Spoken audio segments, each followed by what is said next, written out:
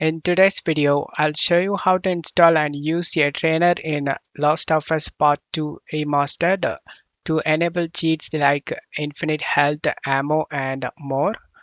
Check my video description for this trainer download link. Scroll down.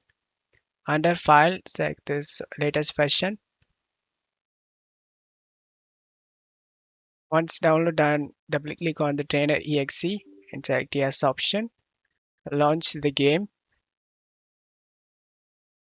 Once you are in game, press Alt tab and open the trainer. Turn on the cheats you like to use. Once you turn on the cheats you like to use, just minimize this trainer and get back to the game. To show you guys this is working, infinite throwables.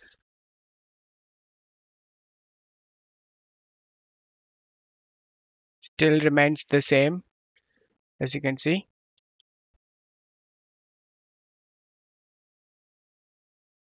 That's how you can install trainer for Last of Us Part 2.